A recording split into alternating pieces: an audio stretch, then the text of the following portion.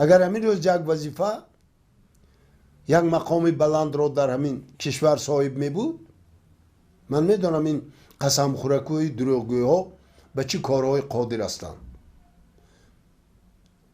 هزاران رحمت به اون نفرانی که همین کشور در همون سالهای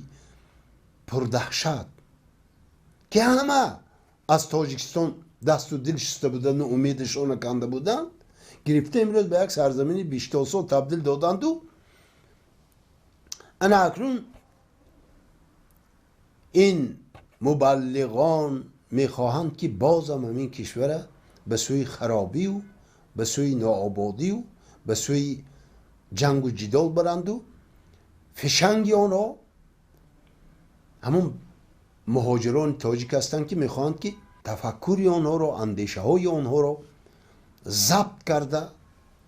زهرآلود کرده، گویا به مقابل حکومت سیزانند. نه، در بین اون مهاجران هم بسیار جوانای خوب هستند، بسیار جوانای دانشمند هستند، بسیار جوانای سازنده هستند که از همونجا ایستاده وطن هاشان آباد میکنند.